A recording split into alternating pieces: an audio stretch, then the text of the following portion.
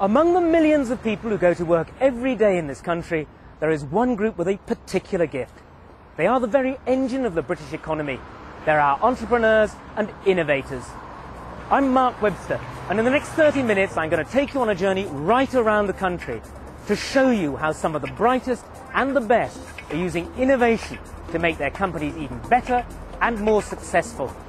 We'll show you how to create a winning formula by encouraging your people and their skills.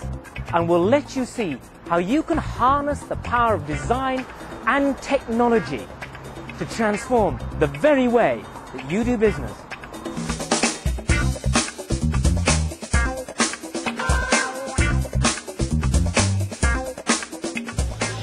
Let's go first to West London for the Innocent Drinks Company. It's the fastest growing food and drinks company in the UK. Richard Reed and two friends started the business with an idea and 500 quid. They now employ 78 people and have a turnover of £25 million. They've come up with a radically new business ethos, but also managed to find time for a bit of fun.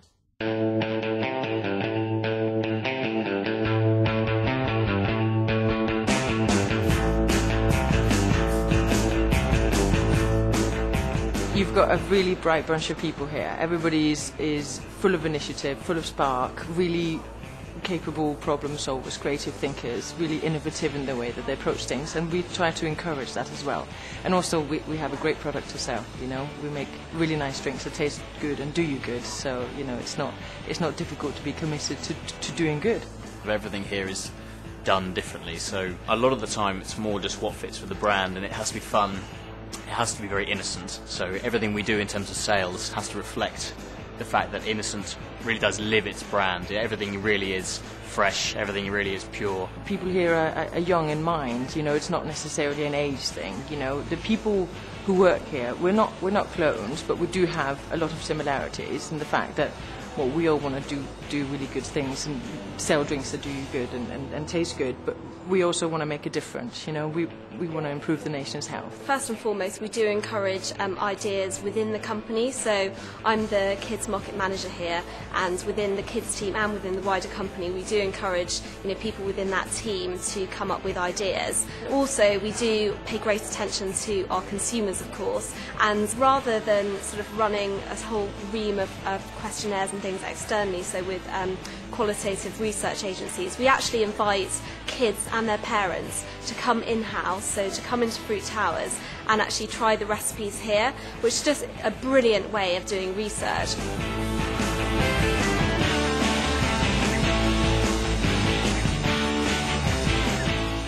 Just taking the vans to start with, I mean, they really embody everything about Innocent, that they're really fun, they're eye-catching and they're different. And people will often sort of come up to the vans and stroke them, or they'll talk to us.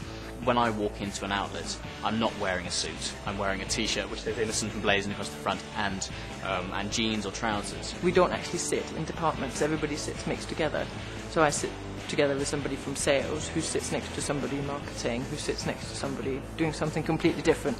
So I think that's also really important in encouraging innovation and, you know, across the teams as well. The main reason in my mind that it's done so well is that the three founders have had a vision of what it should be, and they've stuck to that.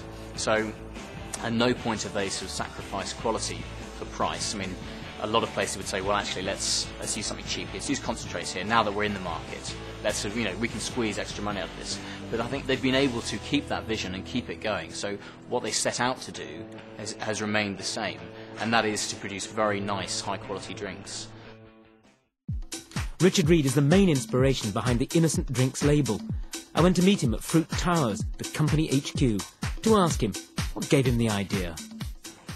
We had the idea in February of 1998 when we were on a snowboarding weekend. We came back into our regular jobs and we worked every weekend and evening trying out different recipes, trying to find out as much about fruit as we possibly could, literally putting smoothies into bottles and asking people what they thought to them. We didn't have the confidence to give up our jobs full time until the August of 98, where we did a test market, which literally consisted of buying £500 worth of fruit, turning it into our favourite smoothie recipe, and setting up a little stall at a music festival, selling these bottles of smoothies. And above the stall we put up a big sign that said, should we give up our jobs to make these smoothies, and put out a bin that said yes and a bin that said no. and asked people to buy the bottles and put the empty ones in the respective bin. Unfortunately, at the end of the weekend, the S bin was full, so we went in the next day and resigned. Are you sure you can maintain the levels of enthusiasm and drive that you've got now? If I look at the trends over the last 7 years, I've got more committed to it. Innocent has become a better version of itself. We're now tougher than we've ever been on driving great ethics through our supply chain, about making sure we are making 100% natural, 100% healthy things in a way that we can be proud of 100% of the time. So what I see is that if you have a clear vision, and if you have your business system, and more importantly, your people aligned to that vision, you can just become a stronger and stronger version of yourself. So I see passion, I see the ability to be innocent, only getting greater as we get bigger and more established. Because crucially, you mentioned it, people. Obviously, you start out with this hard core, the three of you together. Now you've got to look at other people and make sure that they share your passion. How has that tied in? How well have other people joined in with your vision for the company? We'll put it this way. The business is nothing other than a group of people. Innocent starts and finishes with the talents of the people in this building. And that's the single most important factor we've had in having the success that we had. We've got an incredibly brilliant, talented, committed group of people that have been brought on board. And they're making Innocent so much more than what myself, Adam and John could ever make it. Because you can imagine, if you've got 3 people working the hardest and aligned with a vision, that's one thing. But when you've got 78 people working hard and aligned in a vision, that's something altogether very different.